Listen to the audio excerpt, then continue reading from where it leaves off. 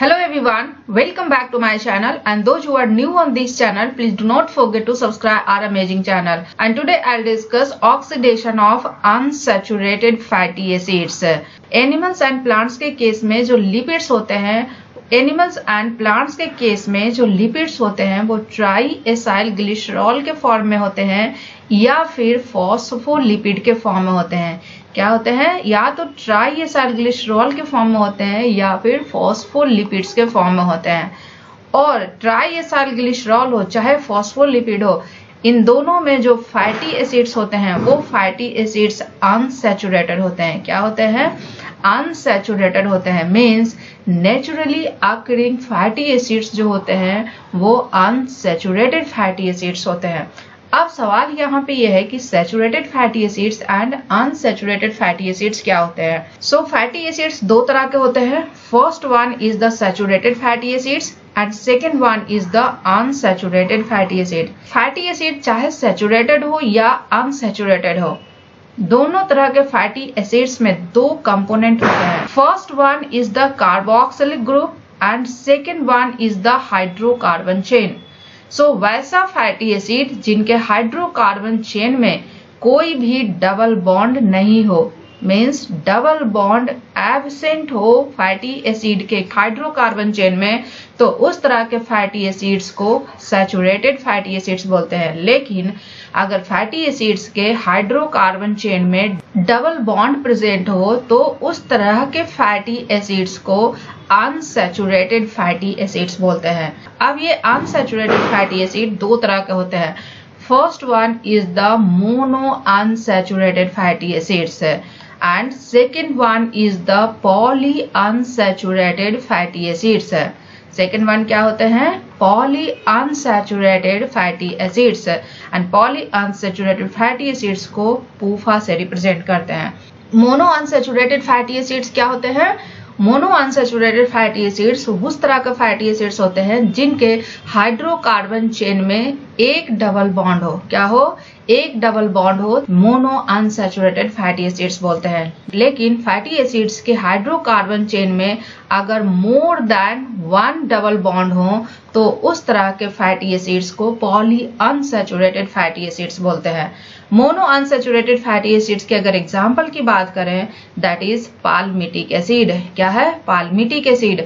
अगर poly unsaturated fatty acids के example की बात करें तो पॉली अनसैचुरेटेड फैटी एसिड्स का एग्जांपल है oleic acid, linoleic acid and अराकिडोनिक acid. Oleic acid में दो डबल बॉन्ड होते हैं, लिनोलिक एसिड में 3 डबल बॉन्ड होते हैं एंड अराकिडोनिक एसिड में 4 डबल बॉन्ड होते हैं। So in summary fatty acids दो तरह के होते हैं, saturated fatty acids and unsaturated fatty acids. Saturated fatty acids के हाइड्रोकार्बन चेन में एक भी डबल बॉन्ड प्रेजेंट नहीं होता है, मीन सैचुरेटेड फैटी एसिड्स में डबल बॉन्ड एब्सेंट होते हैं। जबकि अनसैचुरेटेड फैटी एसिड्स की अगर बात करें तो अनसैचुरेटेड फैटी एसिड्स के हाइड्रोकार्बन चेन में डबल बॉन्ड प्रेजेंट होता है। अगर फैटी एसिड्स के हाइड्रोकार्बन चेन में एक डबल बॉन्ड हो तो उस तरह के फैटी एसिड्स को मोनो अनसैचुरेटेड फैटी एसिड्स बोलेंगे। लेकिन अगर फैटी एसिड्स के हाइड्रोकार्बन चेन में more than one double bond हो तो उस तरह के फैटी एसिड्स को पॉली अनसैचुरेटेड फैटी एसिड्स बोलेंगे। मोनो अनसैचुरेटेड फैटी एसिड्स का एग्जांपल है पाल्मिटिक एसिड, जबकि पॉली अनसैचुरेटेड फैटी एसिड्स का एग्जांपल है oleic acid, linoleic acid and अराकिडोनिक acid. Oleic acid में 2 डबल बॉन्ड होते हैं, लिनोलिक एसिड में 3 डबल बॉन्ड होते हैं एंड अराकिडोनिक एसिड में 4 डबल बॉन्ड होते हैं। सो अभी हमें क्या देखना है? अभी हमें देखना है beta oxidation of unsaturated fatty acids. So beta oxidation of unsaturated fatty acids को डिस्कस करने से पहले हम beta oxidation of saturated fatty acids को रिमाइंड करते हैं, जो हमने प्रीवियस लेक्चर्स में डिटेल में पढ़ा है। सो सैचुरेटेड फैटी एसिड्स की अगर बीटा ऑक्सीडेशन की बात करें तो सैचुरेटेड फैटी एसिड्स का बेस्ट एग्जांपल है दैट इज पाल्मिटिक एसिड। क्या है? Palmitic acid. And palmitic acid कितने कार्बन के होते हैं? 16 कार्बन के होते हैं। और फिजियोलॉजिकल पीएच पे पाल्मिटिक एसिड पाल्मिटेट के फॉर्म होते हैं। किस फॉर्म में होते हैं? पाल्मिटेट के फॉर्म में होते हैं। अब इस पाल्मिटेट का बीटा ऑक्सीडेशन से पहले एक्टिवेशन होता है और वो पाल्मिटॉइल को एंजाइम ए में कन्वर्ट होता है। क्या होता है? पामिटॉइल को एंजाइम ए बनाता है। अब इस पामिटॉइल को एंजाइम ए का बीटा ऑक्सीडेशन होगा और बीटा ऑक्सीडेशन में कितने स्टेप्स होते हैं? बीटा ऑक्सीडेशन में टोटल 4 स्टेप्स होते हैं। कितने स्टेप्स होते हैं? टोटल 4 स्टेप्स होते हैं। First one is the dehydrogenation, second one is the hydration. Second one क्या होता है? Hydration. Third step is again dehydrogenation and fourth step is thiolysis. Fourth step क्या है? थियोलिसिस। सो बीटा ऑक्सीडेशन में total 4 step होते हैं। First one is the dehydrogenation, second one is the hydration, third one is again dehydrogenation and fourth one is thiolysis. अब यहाँ पे देखते हैं कि ये 4 स्टेप की जरूरत क्यों पड़ती है बीटा ऑक्सीडेशन में। जो फैटी एसिड्स होते हैं उनके जो हाइड्रोकार्बन चेन होते हैं उसमें मिथिलीन ग्रुप होते हैं और इस मिथिलीन ग्रुप के बीच में सिंगल बॉन्ड होते हैं और ये जो सिंगल बॉन्ड होते हैं ये काफी स्टेबल होते हैं जिनका ऑक्सीडेशन इजिली इम्पॉसिबल होता है। सो इस मिथिलीन ग्रुप के बीच में जो सिंगल बॉन्ड है इसको वीक करने के लिए ये 4 स्टेप फॉलो होते हैं। फर्स्ट स्टेप क्या है? डिहाइड्रोजिनेशन। और डिहाइड्रोजिनेशन में क्या होता है? डबल बॉन्ड इंट्रोड्यूस होता है और ये जो डबल बॉन्ड का कॉन्फ़िगरेशन है ये ट्रांस कॉन्फ़िगरेशन है। एंड डबल बॉन्ड जब इंट्रोड्यूस होता है तो इसके बाद का स्टेप क्या है? इसके बाद इस डबल बॉन्ड पे वाटर का एडिशन होता है। कार्बन पे हाइड्रोजन अटैच होते हैं एंड दूसरे कार्बन पे OH अटैच होते हैं और इस रिएक्शन को कैटालाइज करता है इनॉइल को एंजाइम ए। और ये इनॉइल को एंजाइम एक इतना इम्पॉर्टेंट है कि ये डिफरेंशिएट करता है डबल बॉन्ड के सिस एंड ट्रांस कॉन्फ़िगरेशन को। और ये इनॉइल को एंजाइम ए हाइड्राटेज जो होते हैं ये स्पेसिफिक होते हैं trans configuration of double bond. Means अगर डबल बॉन्ड पे सिस कॉन्फ़िगरेशन होगा तो ये इनॉइल को एंजाइम ए हाइड्राटेज उस पर एक्ट नहीं करेगा। जब वाटर का एडिशन हो गया डबल बॉन्ड पे तो एक कार्बन पे OH ग्रुप आ गया। अब नेक्स्ट स्टेप में अगेन डिहाइड्रोजिनेशन होंगे और इस OH ग्रुप का ऑक्सीडेशन होगा और वो कीटोन बनाएगा, क्योंकि जब OH ग्रुप का ऑक्सीडेशन होता है तो वो या तो एल्डिहाइड बनाता है या कीटोन बनाता है। लेकिन जब ये OH ग्रुप टर्मिनल कार्बन पे होगा तभी एल्डिहाइड बनेगा, अगर ये इंटरमीडिएट पोजीशन पे होगा तो ये कीटोन बनाएगा। यहाँ पे जो OH ग्रुप जिस कार्बन पे है वो इंटरमीडिएट कार्बन पे है, तो यहाँ पे ये क्या बनाएगा? कीटोन ग्रुप बनाएगा। जब ये कीटोन ग्रुप में कन्वर्ट हो जाता है तो इनके बाद क्या बचे? CH2COS-CoA। अब ये पोर्शन जो है this portion is good leaving group. ये क्या है? गुड लिविंग ग्रुप है और ये रिलीज हो जाते हैं किस फॉर्म में? एसिटाइल को एंजाइम ए के फॉर्म में। और बाकी जो रिमेनिंग है साइल को एंजाइम ए ये another round of beta oxidation जाते हैं और उनसे भी 2 कार्बन रिलीज होते हैं in the form of acetyl co enzyme A. Saturated fatty acids के बीटा ऑक्सीडेशन का क्या पर्पस है? पहले डबल बॉन्ड इंट्रोड्यूस करना एंड उसके बाद उस डबल बॉन्ड पे वाटर ऐड करना एंड देन हाइड्रोक्सिल ग्रुप को कीटोन ग्रुप में कन्वर्ट करना एंड देन थियोलिसिस करना। सो now coming to oxidation of unsaturated fatty acids. और अनसैचुरेटेड फैटी एसिड्स क्या होते हैं? वैसे फैटी एसिड्स जिनके हाइड्रोकार्बन चेन में डबल बॉन्ड प्रेजेंट होते हैं। क्या होते हैं? डबल बॉन्ड प्रेजेंट होते हैं। एक डबल बॉन्ड होते हैं तो मोनो अनसैचुरेटेड फैटी एसिड, एक से ज्यादा होते हैं तो पॉली अनसैचुरेटेड फैटी एसिड्स। अब यहाँ पे एक इम्पॉर्टेंट पॉइंट है, जब बीटा ऑक्सीडेशन होता है सैचुरेटेड फैटी एसिड्स का तो उनका जो फर्स्ट स्टेप होता है दैट इज डिहाइड्रोजिनेशन। और डिहाइड्रोजिनेशन में क्या होता है? डबल बॉन्ड का इंट्रोडक्शन होता है। क्या होता है? डबल बॉन्ड इंट्रोड्यूस होता है और ये जो डबल बॉन्ड होता है ये ट्रांस कॉन्फ़िगरेशन में होता है। अब अगर अनसैचुरेटेड फैटी एसिड्स की बात करें तो यहाँ पे डबल बॉन्ड ऑलरेडी प्रेजेंट है। मींस अनसैचुरेटेड फैटी एसिड्स का ऑक्सीडेशन थोड़ा सिंपल हो सकता है क्योंकि यहाँ पे ऑलरेडी डबल बॉन्ड प्रेजेंट है। But this is not the fact. Unsaturated fatty acids का ऑक्सीडेशन थोड़ा कॉम्प्लिकेटेड होता है। क्या होता है? थोड़ा कॉम्प्लिकेटेड होता है। और कॉम्प्लिकेटेड किस सेंस में होता है?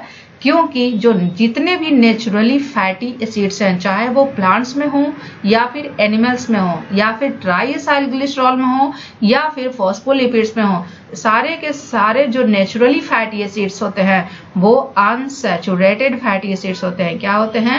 अनसैचुरेटेड फैटी एसिड्स होते हैं। और जितने भी naturally occurring unsaturated fatty acids हैं उनमें जो डबल बॉन्ड होता है वो सिस कॉन्फ़िगरेशन में होता है। और प्रॉब्लम यहीं पे क्रिएट होता है क्योंकि बीटा ऑक्सीडेशन पाथवे का जो एंजाइम है, इनॉइल कोएंजाइम ए हाइड्रेटेज, जो डबल बॉन्ड पे वाटर ऐड करता है, ये स्पेसिफिक होता है। क्या होता है? स्पेसिफिक होता है ट्रांस डबल बॉन्ड के लिए। और यहाँ पे क्या है? यहाँ पे सिस डबल बॉन्ड है। सो यहाँ पे ऑक्सीडेशन थोड़ा कॉम्प्लिकेटेड हो जाता है। सो oxidation of unsaturated fatty acids को एक एग्जांपल से समझते हैं। फर्स्ट एग्जांपल लेते हैं मोनो अनसैचुरेटेड फैटी एसिड्स का, एंड दैट इज ओलिएट। एंड ओलिएट का जब बीटा ऑक्सीडेशन होता है उनके पहले इनका एक्टिवेशन होता है और ये बनाते हैं क्या? ओलियल कोएंजाइम ए। और ये ओलियल कोएंजाइम ए माइटोकॉन्ड्रियल मैट्रिक्स में जाते हैं थ्रू कार्निटीन शटल पाथवे। जैसे ही माइटोकॉन्ड्रियल मैट्रिक्स में ओलियल कोएंजाइम ए आएंगे, इनका हाइड्रोकार्बन चेन जहां तक सैचुरेटेड है, सैचुरेटेड फैटी एसिड्स का जो बीटा ऑक्सीडेशन होता है सिमिलर इनका होगा और वो एसिटाइल कोएंजाइम ए रिलीज करेंगे। जैसे ही ये डबल बॉन्ड का इनकाउंटर होगा, यहाँ पे एक एक्सिलरी एंजाइम काम करता है। क्या करता है? एक्सिलरी एंजाइम काम करता है। और एक्सिलरी एंजाइम कौन है? एक्सिलरी एंजाइम यहाँ पे है आइसोमरेज। ये आइसोमरेज क्या करेगा? इस सिस डबल बॉन्ड को ट्रांस में कन्वर्ट करेगा। Means the enzyme is delta 3 delta 2 enoyl coenzyme A isomerase. और जब ये डबल बॉन्ड ट्रांस कॉन्फ़िगरेशन में आएगा तो अगेन सैचुरेटेड फैटी एसिड्स के बीटा ऑक्सीडेशन की तरह 4 स्टेप में इनका बीटा ऑक्सीडेशन होंगे and finally acetyl coenzyme A release करेंगे। And oleate is 18 carbon fatty acids. So oleate का जब बीटा ऑक्सीडेशन होता है तो टोटल 9 एसिटाइल कोएंजाइम ए की सिंथेसिस होगी। अब ये एसिटाइल कोएंजाइम ए सिट्रिक एसिड साइकिल में जाएंगे एंड अल्टीमेटली ऑक्सीडेटिव फॉस्फोराइलेशन के थ्रू एटीपी की सिंथेसिस करेंगे। सो ये तो स्टोरी हुई उस तरह के फैटी एसिड्स में जिसमें एक डबल बॉन्ड है, लेकिन जब 2 डबल बॉन्ड होंगे तब उनका ऑक्सीडेशन कैसे होगा। So now coming to the oxidation of poly unsaturated fatty acids. And poly unsaturated fatty acids का जो एग्जांपल है दैट इज लिनोलिक एसिड। क्या है? Linoleic acid. And linoleic acid में 18 कार्बन्स होते हैं और 2 डबल बॉन्ड होते हैं। और डबल बॉन्ड का जो पोजीशन होता है 9 पे होता है एंड 12 पे होता है, इसलिए इनको डेल्टा 9 12 से रिप्रेजेंट करते हैं। So similarly linoleic acid physiological pH पे लिनोलेट के फॉर्म में होते हैं और इस लिनोलेट का ऑक्सीडेशन होने से पहले इनका एक्टिवेशन होता है और एक्टिवेशन के थ्रू ये क्या बनाएंगे? लिनोलियल कोएंजाइम ए। अब ये लिनोलियल कोएंजाइम है माइटोकॉन्ड्रियल मैट्रिक्स में ट्रांसपोर्ट करेगा थ्रू कार्निटीन शटल। सो जैसे ही ये माइटोकॉन्ड्रियल मैट्रिक्स में जाएंगे इनका बीटा ऑक्सीडेशन होगा। जहां तक इस फैटी एसिड्स का हाइड्रोकार्बन चेन सैचुरेटेड है वहां तक इनका ऑक्सीडेशन होगा similar to beta oxidation of saturated fatty acids.